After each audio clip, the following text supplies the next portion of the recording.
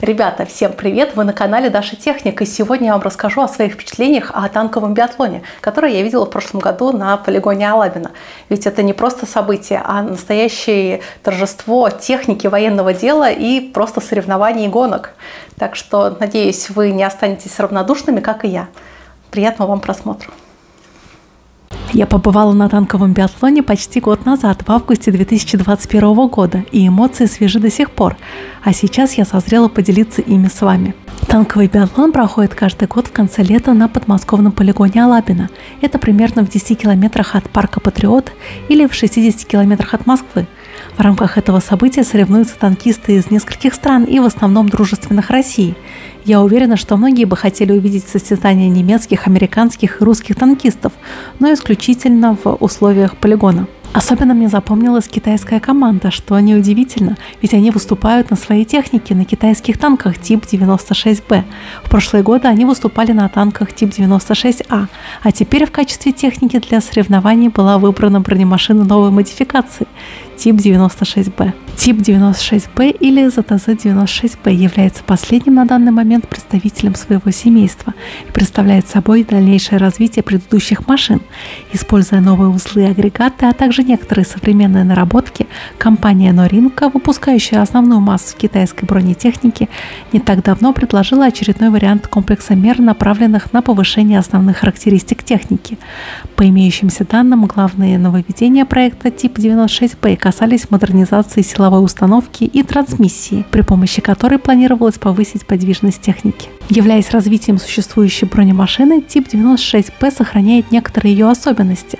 Так, без значительных изменений из существующего проекта заимствуются корпус и башня с противоснарядным бронированием и комбинированной защитой в лобовой части. Кроме того, предполагается использование динамической защиты, дополнительно снижающей вероятность поражения. Также сохраняется классическая компоновка корпуса с расположением всех агрегатов силовой установки и трансмиссии в корме.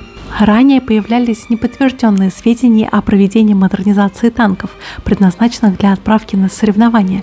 По этим данным, с целью повышения ходовых характеристик в ходе подготовки к танковому биатлону машины тип 96А получали улучшенные двигатели, развивающие мощность до 1200 лошадиных сил. В случае с очередным проектом модернизации также имело место использование нового двигателя. Теперь 1200-сильный мотор являлся штатным оснащением танков тип 96Б. Другие же экипажи выступали на отечественных танках Т-72Б, которые предоставила принимающая сторона, а белорусская команда выступала на своих собственных танках Т-72. Я была на первом дне соревнований, и это был четвертьфинал. Российская команда боролась с китайской, лаосской, вьетнамской и таджикской командами. И меня поразил тот факт, что наши китайцы шли примерно ровно, но с очень большим отрывом от экипажей других стран. Даже команде Лаоса пришлось выполнять штрафное задание на выполнение норматива по осмотру танка. И самое классное, что это задание они выполняли ровно напротив трибуны со зрителями. Очень любопытно, что военная выручка наших бойцов заметно превосходит таковую наших союзников. Хотя вроде бы техника одинаковая, условия одни и те же, и они заранее известны, и к ним всегда можно подготовиться. Также хочу дать несколько рекомендаций для посещения этого мероприятия. И первое, и обязательно берите с собой бинокль. С трибуны невооруженным взглядом видно только пару препятствий, а остальное находится на заметном удалении. Хотя все происходящее дублируется на большой экран, а комментатор рассказывает о происходящем. Но все равно интересно все увидеть именно своими глазами. То же самое относится к фото- и видеотехнике. Телефоны очень плохо справляются со съемкой движущихся объектов на большом удалении. Поэтому я рекомендую взять с собой полноценную камеру с хорошим объективом и приличным оптическим зумом. И тогда у вас получатся очень интересные кадры. Я вот до этого не догадалась и все снимала на камеру телефона. И результат получился, как вы видите, так себе. Сам по себе танковый биатлон – это целый праздник для любителей военной и обычной техники. До начала основных событий на полигоне Алабино есть чем заняться. Мне понравилась выставка современного вооружения. Конечно же, все кинулись трогать автоматы Калашникова, а мне приглянулся стенд с оптическим дальномером для полевой разведки. Поскольку народу рядом с ним было немного, и мне было интересно его посмотреть.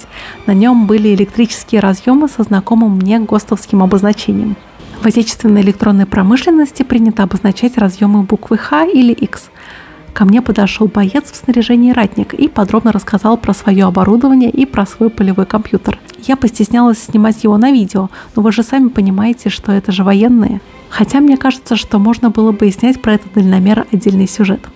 Также меня заинтересовал стенд с немецким трофейным пулеметом МГ-38.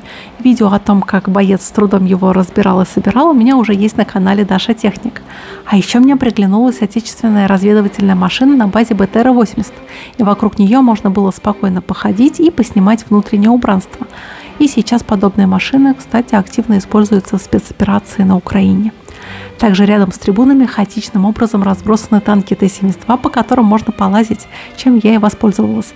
Примерно такие же танки и участвуют в соревнованиях танкового биатлона. За особые успехи на танковом биатлоне Т-72Б3 называют главным боевым болидом российской армии. Ежегодно во время соревнований и российские, и иностранные экипажи не устают удивляться огневой мощи и ходовым качествам Т-72Б3, его возможности быстро восстанавливаться после огромных нагрузок. Модификация Т-72Б3 была разработана специалистами Уральского КБ транспортного машиностроения в составе Уралвагонзавода для модернизации российских танков Т-72Б. Машина была принята на вооружение в 2012 году, и, по мнению экспертов, Т-72Б3 ничем не уступает, а по некоторым параметрам даже превосходит современные зарубежные танки. В списке достоинств танка небольшая масса и габариты, и при этом большой запас хода и большая маневренность. Кроме того, это наличие комплекса управляемого вооружения, то есть можно вести огонь из танка ракетой на расстоянии до 5000 километров и днем, и ночью. Танку Т-72Б3 не страшны высокая запыленность и экстремальные температуры выше 50 градусов по Цельсию. Помогает двухступенчатая система воздухоочистки и высокоэффективная система охлаждения силовой установки.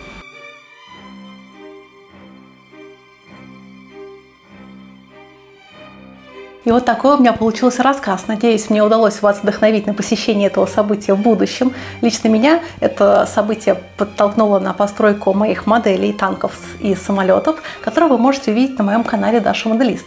Там я крашу и собираю танки, самолеты, корабли, да и просто технику. Даже у меня есть спутник на канале. Так что, если вас это заинтересовало, переходите на мой второй канал Даша Models.